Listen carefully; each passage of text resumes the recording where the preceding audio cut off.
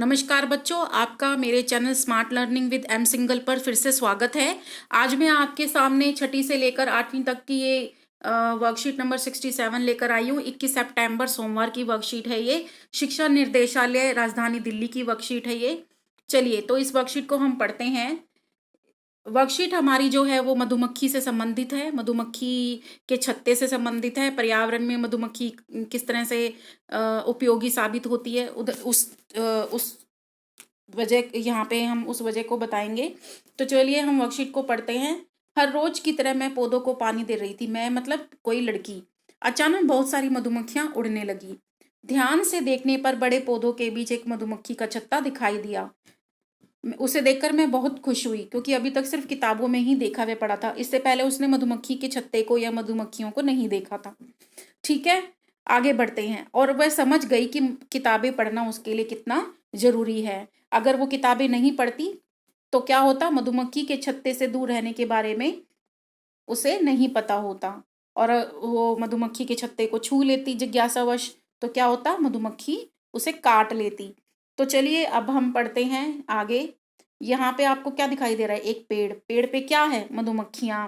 और यहाँ पे क्या है, मधुमक्खियां। और ये क्या है, मधुमक्खी का छत्ता। तो थोड़ा सा हम बड़ा कर लेते हैं और देखते हैं कि ये मधुमक्खी का छत्ता किस प्रकार से बना हुआ है। आप देख सकते हैं ये आपको 2 सर्कल दिखाई दे रहे हैं और ये दोनों सर्कल इस तरीके से हैं। तो मधुमक्खी के जो छत्ते हैं वो 6 कोनों वाला होता है। 6 कोने होते हैं उनके, गिने 1 2 3 4 5 6। 6 कोनों वाली आकृति है ये।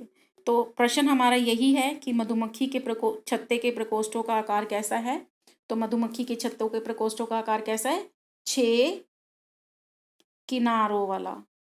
मधुमक्खी के जो छत्ते के प्रकोष्ठ हैं वो 6 किनारों वाला है। ठीक है, प्रकोष्ठों का आकार कैसा है, 6 किनारों वाला। चलिए हम अगला प्रश्न पढ़ते हैं। मधुमक्खी के छत्ते में कौन सा पदार्थ होता है। तो आपको पता है ये शहद होता है। और शहद जो है वो हमारे लिए किस प्रकार लाभदायक है। शहद क्या काम करता है, बहुत सारे काम करता है। मैं यहाँ पे 1 2 ही लिख रही हूँ। रक्त संचालन में सहायक होता है शहद। और क्या करते हैं हम शहद से, खांसी वगैरह हो जाती है तो शहद लेते हैं, है ना। खांसी को दूर करने में, है ना, खांसी को दूर करने में। और शहद क्या करता है, मोटापे को कम करता है, हाँ, ठंड से बचाता है ना। बहुत सारे कारण हैं। और शायद सबको मीठा भी लगता है तो शहद हमारा क्या करता है, स्वाद भी बढ़ाता है। तो बहुत सारे हम यहाँ पे कारण लिख सकते हैं। चलिए अगला प्रश्न पढ़ते हैं। क्या आपको ज्ञात है मधुमक्खियां पर्यावरण की रक्षा में क्या महत्वपूर्ण भूमिका निभाती है। हाँ, हमें पता है, हाँ, बहुत महत्वपूर्ण भूमिका निभाती है।